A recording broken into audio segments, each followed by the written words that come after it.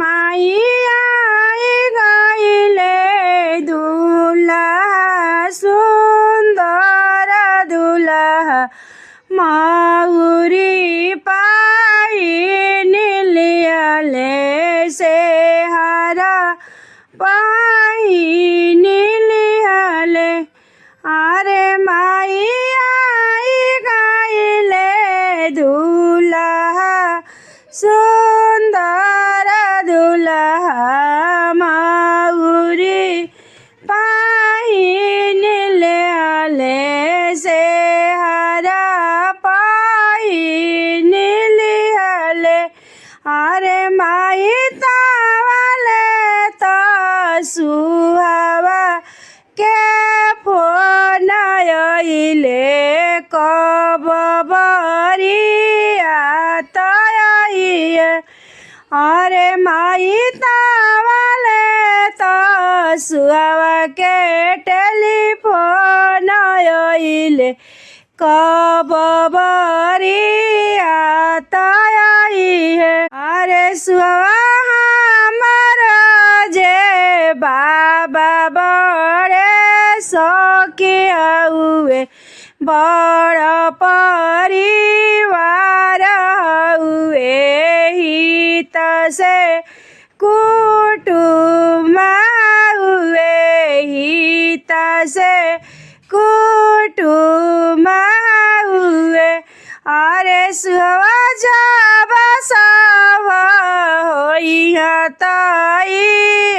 तैयारियात अबे हो हम बारात आइबो तबे हम बारात आइबो कार दुल्हा उतार गईले पालकी बैठ गईले अरे माई कारवा से दुल्हा उतार गईले पालकी बैठ गईले अरे माई तावले तो सुहावा के मैसेज आइले केतना बरिया तइए केतना बरिया तइए अरे सुहावा हमारा जे पापा बड़े राजा हुआ बड़े लोग से पहचान हुआ अरे सुहावा नौकर से यहाँ चकरवा तो हिटवा कुटुम्ब यहाँ गोतिया पटीदार अरे सुहावा हमारा जे पापा भी जींस मैं न हुआ बाड़ा पहचान हुए बाड़ा पहचान हुए अरे सुहावा दोस्त से यहाँ उनकर आरत है सभे बाराती भोजन बनाई रखिया भोजन बना के रखिया अरे दुल्हा हमारा जे पापा के बड़ा खर्चा हुआ बनाही हम कब अरे दुल्हा तू जे लइह कम बारतिया तो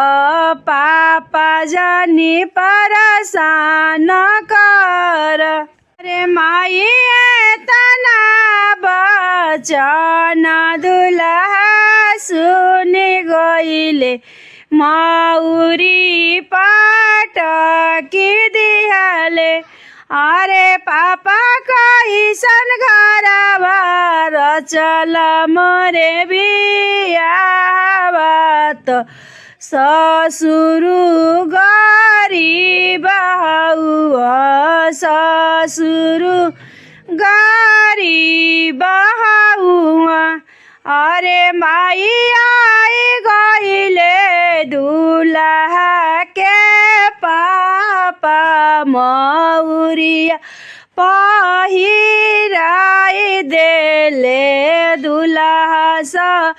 मुझाई देहले अरे बाबू बेटिया के बाबा हो गरीब हो लाए पाटा बाबा अमीर होला अरे दुल्हा अरे बबुआ हम देखली सुंदर सुहावा तो सुंदर पातोहिया लगी हो सुंदर तोहरे नारी हई सुंदर तोहरो